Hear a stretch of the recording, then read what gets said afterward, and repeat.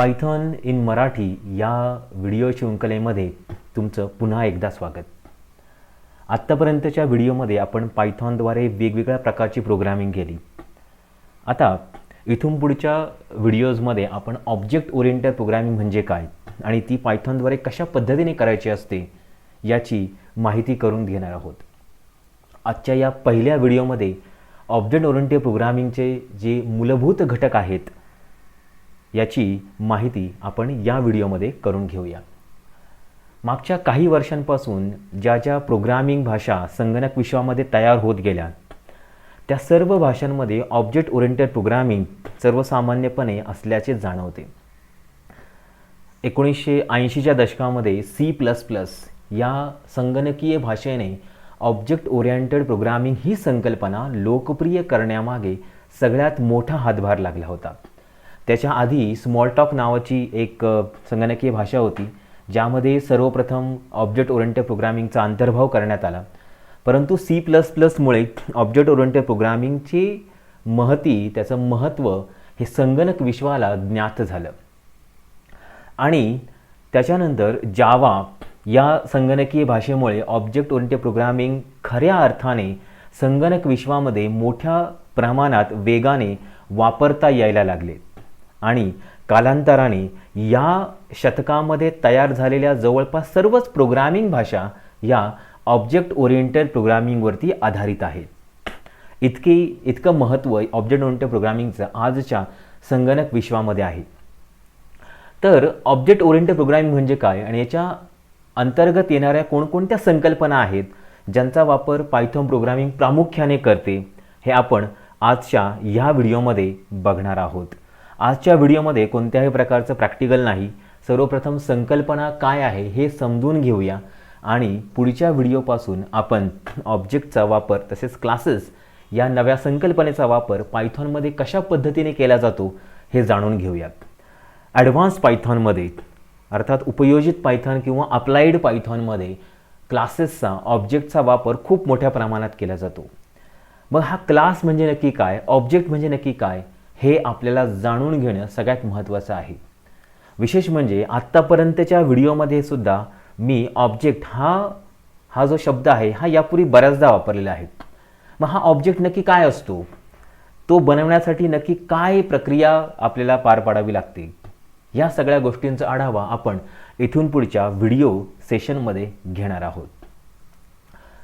प्रोग्रामिंगच्या विश्वामध्ये दोन प्रकारच्या सर्वसामान्य प्रोग्रामिंग भाषा असतात. आता हे सर्वसामान्य म्हणतो मी, वेगवेगळ्या पद्धतीने वेगवेगळे निकष लावून तुम्ही वेगवेगळ्या प्रकारच्या प्रोग्रामिंग भाषा म्हणू शकता. परंतु इम्पेरेटिव्ह आणि डिक्लेरेटिव्ह अशा दोन संकल्पनांचा जर तुम्ही विचार केला तर त्याच्या अंतर्गत आणखी खूप वेगळ्या प्रकारच्या संगणकीय भाषा येऊ शकतात. इम्पेरेटिव्हमधल्या ह्या सर्वसामान्य प्रोग्रामर वापरतात. डिक्लेरेटिव्ह ह्या काही विशिष्ट हेतूसाठी वापरल्या जातात.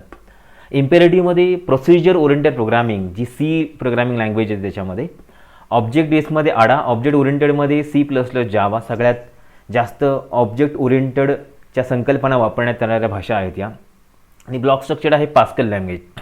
डिक्लेरेटिव्हमध्ये ह्या काही विशिष्ट कारणासाठी वापरल्या जातात. लॉजिकल समजा प्रोलॉग आहे जी एकेकाळी आर्टिफिशियल इंटेलिजन्ससाठी वापरली जायची. लिस्प होती आर्टिफिशियल इंटेलिजन्ससाठी वापरली जायची. SQL स्ट्रक्चर्ड क्वेरी लँग्वेज ही डेटाबेससाठी वापरली जाते. यांना थोडं बाजूला ठेवूया. इम्पेरेटिव्हमध्ये जो तिसरा प्रकार आहे ऑब्जेक्ट ओरिएंटेड, ज्या C++ आणि जावा ह्या सर्वात मोठ्या संगणकीय भाषा आहेत ज्या ह्या प्रकारामध्ये प्रामुख्याने मोडतात. पायथॉनचा जर विचार केला तर पायथॉन ही पूर्णपणे ऑब्जेक्ट ओरिएंटेड आहे असं आपण म्हणू शकत नाही. परंतु प्रत्येक व्हॅरिएबल जे पायथॉनमध्ये वापरतं ते ऑब्जेक्ट असतं. म्हणजे ते ऑब्जेक्ट म्हणजे नक्की काय, ते कसं बनवलं जातात ते बघूया. तर सर्वसामान्यपणे संगणकामध्ये दोन प्रकारच्या भाषा असतात. पहिलं आहे प्रोसिजर ओरिएंटेड प्रोग्रामिंग आणि दुसरं आहे ऑब्जेक्ट ओरिएंटेड प्रोग्रामिंग. आता C ही संगणक विश्वातली आजवरची सर्वात लोकप्रिय संगणक भाषा होती आणि ती मोडते प्रोसिजर ओरिएंटेड प्रोग्रामिंगमध्ये. प्रोसिजर म्हणजे काय, प्रोसिजर म्हणजे फंक्शन. यापूर्वीच्या व्हिडिओजमध्ये आपण हे पाहिलेलं आहे की फंक्शन्स आपण बनवतो. फंक्शनला कॉल करतं, फंक्शनला तुम्ही पॅरामीटर पास करता. फंक्शन तुम्ही कितीही वेळा कॉल करू शकता, फंक्शन कितीही व्हॅल्यू रिटर्न सुद्धा करू शकते आपल्याला. तर प्रोसिजर ओरिएंटेड प्रोग्रामिंगचा जो मुख्य गाभा आहे तो आहे फंक्शन. त्या प्रोग्राममध्ये एक फंक्शन असतं, म्हणजे समजा मेन प्रोग्राम आहे तर मेन फंक्शन आहे आपल्याकडे, आणि ते फंक्शन दुसऱ्या फंक्शनला कॉल करेल, ते फंक्शन तिसऱ्या फंक्शनला कॉल करेल. जसं ह्या इथे दिलेल्या चित्रामध्ये दाखवलं आहे बघा, फंक्शन ए, फंक्शन एनी फंक्शन डीला कॉल केलं, फंक्शन डीनी फंक्शन एफला कॉल केलं, किंवा दुसरं कोणतंही फंक्शन त्याला कॉल करू शकतं. फक्त याच्यात काय आहे की फंक्शन हे एकमेकांना कॉल करतायत, आणि ज्या ज्या ज्या सिक्वेन्सने तुम्ही त्या प्रोग्रामला लिहिलेलं आहे त्या सिक्वेन्सने ते एक एक एक एक एक एक रन होत जातं. फंक्शन म्हणजे सी प्रोग्रामिंग लँग्वेज ही पूर्णपणे अशा पद्धतीची प्रोसिजर ओरिएंटेड प्रोग्रामिंग आहे ज्याच्यामध्ये फक्त फंक्शन्सच असतात. एक फंक्शन दुसऱ्या फंक्शनला कॉल करतं आणि अशा पद्धतीने आपला पूर्ण प्रोग्राम तयार झालेला असतो. म्हणून याला फंक्शनल प्रोग्रामिंग किंवा प्रोसिजर ओरिएंटेड प्रोग्रामिंग असंही आपण म्हणूया. ऑब्जेक्ट ओरिएंटेड प्रोग्रामिंगमध्ये काय आहे, ऑब्जेक्ट ओरिएंटेड प्रोग्रामिंगचा जो आगे मुख्य गाभा आहे तो आहे ऑब्जेक्ट. ऑब्जेक्ट ऑब्जेक्ट म्हणजे एक व्हेरिएबल आहे, त्याच्यामध्ये फंक्शन आणि डेटा असतो. सर्वसामान्यपणे इंग्लिशमध्ये आपण ऑब्जेक्ट म्हटलं, ऑब्जेक्ट म्हणजे कोणतीही एक गोष्ट, कोणतीही घ्या त्याला आपण ऑब्जेक्ट म्हणतो.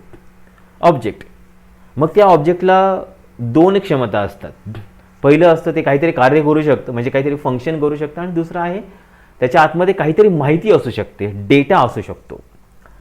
मग ऑब्जेक्ट म्हणजे असं व्हेरिएबल ज्याच्यामध्ये फंक्शन्स आहेत आणि त्याच्या आतमध्ये डेटा आहे. तर ह्या ऑब्जेक्टचा वापर करूनच ऑब्जेक्ट ओरिएंटेड प्रोग्रामिंग तयार झालेली आहे. ऑब्जेक्ट ओरिएंटेड प्रोग्रामिंग म्हणजे काय, ऑब्जेक्ट ओरिएंटेड प्रोग्रामिंग अशा गोष्टींवरती काम करते, अशा व्हेरिएबलवरती काम करते ज्याच्यामध्ये त्याच्या प्रॉपर्टीज आहेत. इथे लिहिले बघा, structuring a program so that properties and behaviours bundle into individual object. कोणताही ऑब्जेक्ट घ्या जगामध्ये, जसं मी सांगितलं काहीही कोणत्याही गोष्टीला आपण ऑब्जेक्ट म्हणतो इंग्लिशमध्ये. मग त्या ऑब्जेक्टचा जर तुम्ही विचार केला तर त्या ऑब्जेक्टमध्ये दोन गोष्टी असतात. पहिलं असतं त्याच्या प्रॉपर्टी असतात. प्रॉपर्टी म्हणजे काय की समजा पर्सनचा विचार करा, एक पर्सन आहे, पर्सन कोणीही एक व्यक्ती, त्या व्यक्तीला काय काय प्रॉपर्टी असतात, म्हणजे त्याला नाव असतं, त्याला वय असतं, त्याला पत्ता असतो, बरोबर, त्याला वजन असतं, त्याला उंची असते, त्याला रंग असतो, बरोबर आहे. अशा भरपूर प्रॉपर्टीज, त्याला ॲट्रिब्यूटसुद्धा म्हटलं जातं, हे त्या ऑब्जेक्टमध्ये असतात. ठीक आहे. आणि बिहेवियर कोणते, म्हणजे ते पर्सन जो आहे तो कोणकोणते कार्य करू शकतो, तो चालू शकतो, बोलू शकतो, श्वास घेऊ शकतो, धावू शकतो, उड्या मारू शकतो, बरंच काय काय काय काय करू शकतो. म्हणजे त्याला स्वतःचे नावं असतात, त्याला प्रॉपर्टी असते आणि त्याला बिहेवियर असतात. म्हणजे एका ऑब्जेक्टमध्ये प्रॉपर्टी असू शकतात आणि बिहेवियर असू शकतात. तुम्ही दुसरं कशाचं एक्झाम्पल घ्या, आता पर्सन हे तर एक सजीव आहे, निर्जीव. बघूया की ईमेल, आपण जो ईमेल पाठवतो तो ईमेल सुद्धा एक ऑब्जेक्ट आहे. मग त्या ऑब्जेक्टमध्ये प्रॉपर्टीज काय असतील, रेसिपियंट लिस्ट म्हणजे ज्याला आपण मेल पाठवते त्याचं नाव, त्याचा मेल आय डी, नंतर ईमेलचा सब्जेक्ट विषय, ईमेलमध्ये लिहिणारे बॉडी कंटेंट जे लिहितो आपण ते, हे सगळं झालं त्याच्या प्रॉपर्टीज, ॲट्रिब्यूट्स. आणि बिहेवियर काय असतील, add attachment, send email, receive email, draft email, बरोबर आहे. म्हणजे हे झाले सगळे बिहेवियर आपण जे त्या ईमेलवरती करत असतो. मग तुम्ही कोणतंही उदाहरण घ्या, या सगळ्यांमध्ये तुम्हाला ॲट्रिब्यूट असतील आणि प्रॉपर्टीज असणार, बिहेवियर असणार आहेत.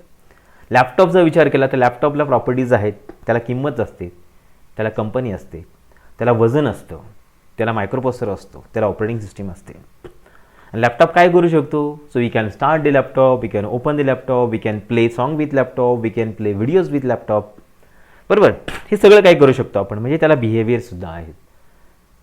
तर अशा पद्धतीने कोणतीही एक एंटिटी जी आपण जगामध्ये विचार करतो त्याला बिहेवियर असं प्रॉपर्टी असतं. म्हणजे ऑब्जेक्ट ही एक सर्वसाधारण संकल्पना आहे. कोणतीही गोष्ट ऑब्जेक्टमध्ये तुम्हाला लिहिता येते, फक्त त्याला प्रॉपर्टीज असल्या पाहिजे, त्याला बिहेवियर असल्या पाहिजेत.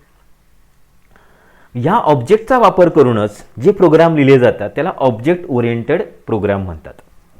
C, so put in another way, object oriented programming is an approach for modeling concrete real world things like cars as well as relation between things like companies, employees, student, teachers. सगळं कोणाचं उदाहरण घ्या.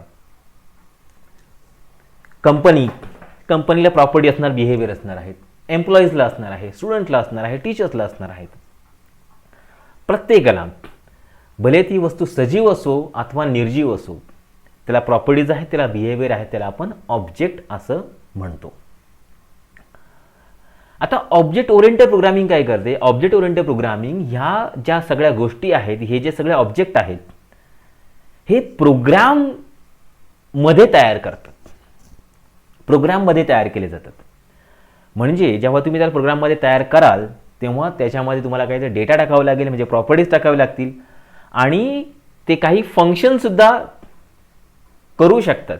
They can perform certain functions. त्याच्यावरती तो जो data दिलेला आहे ना, त्याच्यावरती तो काहीतरी काम करू शकतो. म्हणजे दोघांमध्ये फरक काहीच नाही, फरक इतकाच आहे, जे खऱ्या वास्तवातले जे ऑब्जेक्ट आहेत ते ऑब्जेक्ट आहेत, त्याच्यामध्ये जे आपण बघू शकतो, जे आपल्या दैनंदिन जीवनाशी संबंधित आहेत. परंतु सॉफ्टवेअरमध्ये असणारे जे ऑब्जेक्ट आहे ते ते सॉफ्टवेअर की जे आपण प्रोग्रामिंगमध्ये वापरणार आहोत, परंतु त्यासाठी आपल्याला त्या पद्धतीची दृष्टी विकसित करणं गरजेचं आहे, सगळ्यात जास्त महत्त्वाचं. आता हे ऑब्जेक्ट बनवले कसे जातात? मला ऑब्जेक्ट, आता मी जसं सांगितलं की ऑब्जेक्टमध्ये वेगवेगळ्या प्रॉपर्टीज असं बिहेवियर असतात. याचा अर्थ एखाद्या ऑब्जेक्टमध्ये असणारे प्रॉपर्टीज आणि बिहेवियर हे आपल्याला आपल्या पद्धतीने मांडायचे आहेत. तिथे आपल्या पद्धतीने म्हणजे काय? ते युजर डिफाईन्ड आहेत. User defined. मला ठरवायचं आहे की माझ्या ऑब्जेक्टमध्ये काय ॲट्रिब्यूट असतील आणि काय फंक्शन्स असतील, हे मी ठरवणार आहे. बरोबर आहे. म्हणजे तो बनवण्यासाठी आपल्याला एक डेटा टाईप लागेल आणि त्या डेटा टाईपचं नाव आहे क्लास. ऑब्जेक्टमध्ये काय असायला पाहिजे, ऑब्जेक्टमध्ये कोणत्या प्रॉपर्टीज असायला पाहिजेत, ऑब्जेक्टमध्ये कोणते फंक्शन्स असायला पाहिजेत, हे कोण ठरवणार आहे? हे आपण ठरवणार आहोत. मग आपण जेव्हा ठरवणार आहोत तर आपण त्यासाठी एक डेटा स्ट्रक्चर बनवणार आहोत आणि त्या डेटा स्ट्रक्चरचे नाव आहे क्लास. सो क्लास हा पायथॉनमधला एक कीवर्ड आहे ज्याच्याद्वारे आपण ऑब्जेक्ट तयार करू शकतो. म्हणजे ऑब्जेक्टमध्ये काय असायला पाहिजे हे आधी ठरवू शकतो आणि नंतर त्याचा ऑब्जेक्ट तयार करायचा. ऑब्जेक्ट तयार झाला की मग त्याचा वापर तुम्ही प्रोग्रामिंगमध्ये कुठेही कितीही वेळा करू शकता. उदाहरण घ्या, एक समोर क्लास दिसतोय बघा तुमच्या, हा आहे कारचा क्लास. म्हणजे मला वेगवेगळ्या प्रकारच्या कार बनवायच्या आहेत, वेगवेगळ्या प्रकारच्या कार बनवायच्या आहेत. मग आता वेगवेगळ्या प्रकारच्या कार बनवायच्या असतील तर ह्या सगळ्या कारमध्ये एक सामान्य प्रॉपर्टीज कोणत्या असतात? काय असेल? सगळ्या कारला कलर असतो, सगळ्या कारला 4 चाकं असतात, सगळ्या कारला वजन असतं, सगळ्या कार्सला मॅन्युफॅक्चरर असतो, सगळ्या कारला स्पीड असतो, सगळ्या कारला गिअर्स असतात, सगळ्या कार्सला डोअर्स असतात, सगळ्या कार्सला बऱ्याच गोष्टी सगळ्यांना कॉमन असतात ना, बरोबर? यांना काय म्हणतात? ॲट्रिब्यूट. मग हे ॲट्रिब्यूट कोणकोणती असायला पाहिजेत याची मांडणी तुम्हाला क्लासमध्ये करायची आहे, ॲट्रिब्यूट म्हणून त्यांना इथे, बरोबर? प्रॉपर्टीचा किंवा ॲट्रिब्यूट म्हणूया. आणि आता ह्या कार काय फंक्शन करू शकतात? सगळ्या फंक्शन, सगळ्या कार फ्युअल रिफ्युअल करतात, गेट फ्युअल करतात, सगळ्या कारमध्ये ड्राईव्ह करता येतं, सगळ्या कारमध्ये ब्रेक मारता येतो, सगळ्या कारमध्ये ॲक्सिलेटर देता येतं, ड्राईव्ह करता येतं, सगळ्या कार रिव्हर्स पण घेऊ शकतो. म्हणजे या सगळ्या फंक्शनॅलिटी आहे, सगळ्या मेथड्स आहेत, सगळे फंक्शन त्याच्यावरती करू शकतो आपण. मग ते झाल्या मेथड्स. आता मेथड म्हणजे काय? मेथड हे एक फंक्शनच असतं, परंतु ते फंक्शन जेव्हा तुम्ही त्या क्लासच्या आतमध्ये लिहिता तेव्हा त्याला मेथड म्हटलं जातं. फंक्शनच आहे ते, परंतु ते क्लासच्या आतमध्ये असणारं फंक्शन, असं फंक्शन जे त्या क्लासवरती किंवा त्या ऑब्जेक्टवरती कार्य करतं त्याला म्हणतात मेथड. आलं लक्षात? आणि ॲट्रिब्यूट म्हणजे त्याच्या प्रॉपर्टीज. एक आता मी ह्या कार क्लासचा वापर करून त्याचे ऑब्जेक्ट तयार करणार आहोत. ऑब्जेक्ट म्हणजे काय? क्लास ही जर ब्लूप्रिंट असेल, ओके, क्लास ही ब्लूप्रिंट असते, क्लास हे स्ट्रक्चर असतं, क्लास हे स्केलेटन असतं, सापळा म्हणू त्याला, स्ट्रक्चर. ओके, म्हणजे तुमच्या ऑब्जेक्टमध्ये कोणकोणत्या गोष्टी असायला पाहिजे हे कोण ठरवतं? हे ठरवतो क्लास. आणि या क्लासला जेव्हा प्रत्यक्ष डेटा दिला जातो आणि त्याला मेमरीमध्ये साठवलं जातं त्यावेळेस त्याचा ऑब्जेक्ट तयार होतो. So it is an instance is a copy of the class with actual values. आता एक लक्षात घ्या, क्लासमध्ये फक्त स्ट्रक्चर आहे, त्याच्या आतमध्ये कोणत्याही प्रकारची माहिती साठवलेली नसते. जेव्हा तुम्ही त्याला माहिती साठवता तेव्हा त्याचा ऑब्जेक्ट तयार होतो. म्हणजे काय की प्रत्येक ऑब्जेक्ट हा एका क्लासचा असतो, कोणत्याही क्लासचा. एक लक्षात घ्या की जेव्हा तुम्हाला क्वेश्चन पेपर दिला जातो तुमच्या वर्गामध्ये, क्वेश्चन पेपर प्रश्नपत्रिका दिली, सगळ्या वर्गाला समान प्रश्नपत्रिका दिली जाते, सगळ्यांचे प्रश्न सारखे, बरोबर आहे. जर MCQ असेल म्हणजे एकापेक्षा जास्त उत्तराचे असेल MCQ, मल्टी चॉईस क्वेश्चन, सगळ्यांचे मल्टी चॉईस आन्सर पण सारखेच असणार आहेत, सगळ्यांची प्रश्नपत्रिका सारखी. फक्त तुम्ही तुमच्या मेंदूचा वापर करून वेगवेगळी उत्तरं देतात, बरोबर आहे. म्हणजे रोल नंबर 1 ने दिलेलं उत्तर आणि रोल नंबर 2 ने दिलेली उत्तरं वेगळी असणार आहेत. प्रश्नपत्रिका सारखी आहे, परंतु त्यांची जी उत्तरपत्रिका आहे त्याला म्हणू आपण ऑब्जेक्ट. प्रश्नपत्रिका आहे क्लास. आलं लक्षात? म्हणजे तुम्हाला जे प्रश्न दिलेले आहेत ते सर्व समान आहे, म्हणजे ते स्ट्रक्चर सारखं आहे, परंतु तुम्ही तुमच्या पद्धतीने त्याच्यामध्ये माहिती लिहिलेली आहे, तुमच्या पद्धतीने उत्तरपत्रिका तयार केलेली आहे, त्याला म्हणतात object. So after you fill out the form, your specific copy is an instance of the class. It contains actual information relevant to you. कोणतीही गोष्ट घ्या, म्हणजे जसं आता मी जे क्लासचं सांगितलं तुम्हाला, त्या क्लासमध्ये त्याचे कलर, त्याचं वेट, वजन, त्याला नंबर ऑफ गिअर्स किती, त्याचं मॅन्युफॅक्चरर कोण आहे, हे सगळं बदललं तर पहिल्यांदा तुमची कार पोलोची तयार होईल, दुसरी कार मिनी कार तयार होईल, तिसरी कार बीटल कार तयार होईल. कशी काय? कारण आपण त्याच्या ॲट्रिब्यूट समान आहेत, परंतु त्याच्यामध्ये असणारा जो डेटा आहे तो वेगळा आहे, बरोबर. म्हणजे सर्वांचं जे स्ट्रक्चर आहे ते सारखंच आहे, परंतु स्ट्रक्चर जरी सारखं असलं तरी त्याच्या आतमध्ये असणारा डेटा हा वेगवेगळा आहे.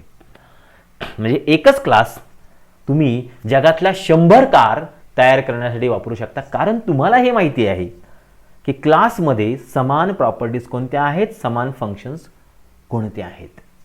तेवढे फक्त एका जागी आणले की त्याला म्हणतात क्लास.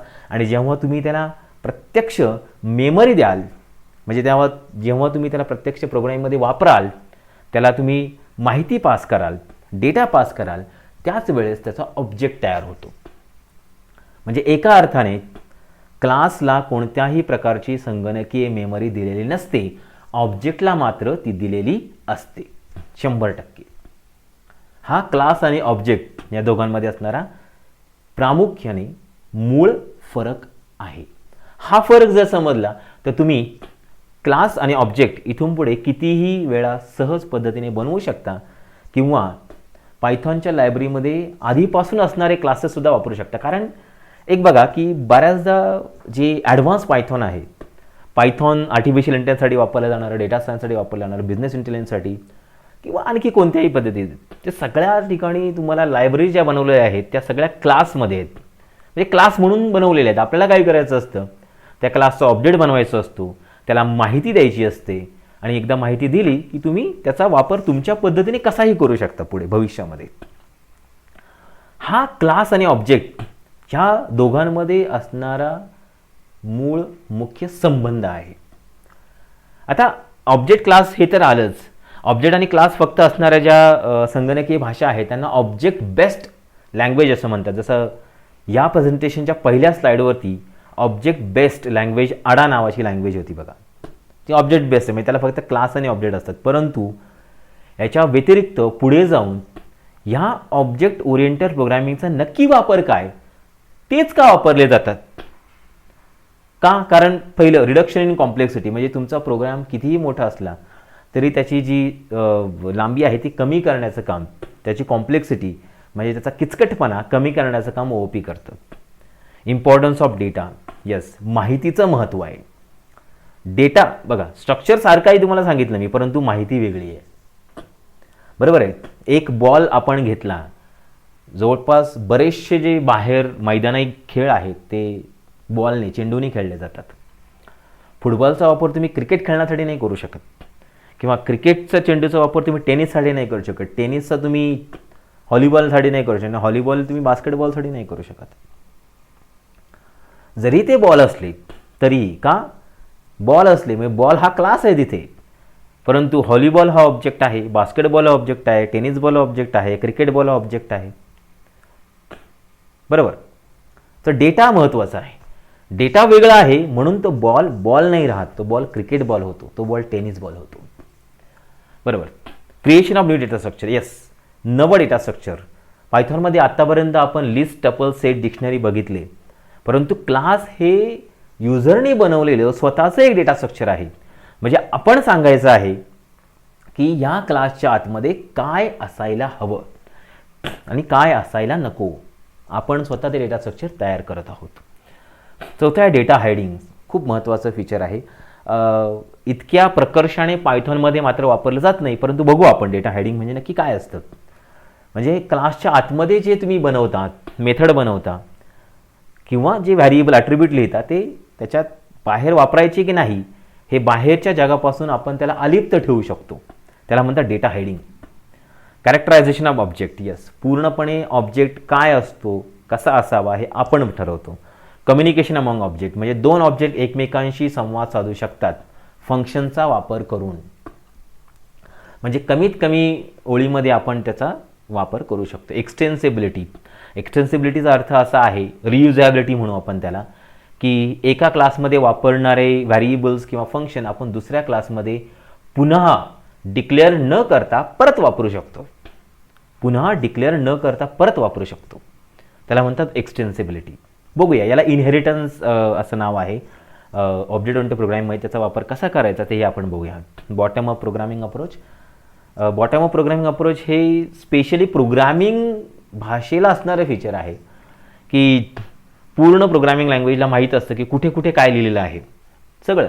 म्हणजे जावामध्ये हे खूप प्रकर्षाने वापरण्यात येणारं फीचर आहे, की तुम्ही 3ऱ्या नंबरची लाईन रन करत असाल तर त्याला माहीत असतं की 10व्या लाईनला काय लिहिलेलं आहे. बरोबर. याला म्हणतात बॉटम अप प्रोग्रामिंग अप्रोच. हे सर्वसामान्य वैशिष्ट्ये आहेत ऑब्जेक्ट ओरिएंटेड प्रोग्रामिंगचे, परंतु ज्या मूळ संकल्पना ऑब्जेक्ट ओरिएंटेड प्रोग्रामिंगमध्ये वापरल्या जातात त्या ह्या 6. या 6 संकल्पना एखाद्या संगणकीय भाषेमध्ये असतील तरच त्या संगणकीय भाषेला आपण ऑब्जेक्ट ओरिएंटेड प्रोग्रामिंग लँग्वेज असं म्हणतो. पहिल्या 2 आपण बघितल्या. क्लास म्हणजे ऑब्जेक्ट कसा असायला पाहिजे हे कोण सांगतं आपल्याला? क्लास. आणि ऑब्जेक्ट म्हणजे काय? क्लासला जेव्हा तुम्ही प्रत्यक्ष मेमरी देता त्यावेळेस त्याचं ऑब्जेक्ट तयार होतं. म्हणजे त्याला मेमरी जेव्हा अलोकेट केली जाते त्याच वेळेस त्याचा ऑब्जेक्ट तयार होतो.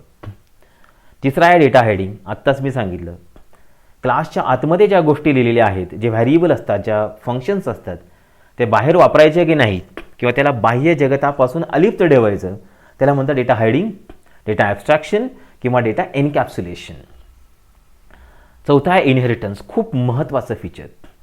इनहेरिटन्स म्हणजे एका पिढीतून दुसऱ्या पिढीमध्ये जे गुण नेले जातात, जेनेटिक्सद्वारे नेले जातात, गुणसूत्रांद्वारे नेले जातात, त्याला इनहेरिटन्स म्हणतो आपण. तर एका क्लासमध्ये ज्या गोष्टी आपण लिहिलेल्या आहेत त्या पुन्हा न लिहिता आपण नवीन क्लासमध्ये त्या वापरू शकतो, त्याला म्हणतात इनहेरिटन्स. या इनहेरिटन्सवरती आपलं एक स्पेशल सेशन आहे, त्याच्यामुळे तुम्हाला दाखवतो मी की इनहेरिटन्सचा वापर नक्की संगणकीय भाषांमध्ये कशा पद्धतीने केला जातो. 5वं आहे पॉलिमॉर्फिझम. पॉली हा शब्द कदाचित तुम्ही ऐकला असेल. पॉली या इंग्रजी शब्दाचा अर्थ असा आहे की एकापेक्षा जास्त. पॉलिगॉन. बरोबर आहे. पॉलिगॉन म्हणजे असा आकृती की ज्यामध्ये 2पेक्षा जास्त कोन आहेत.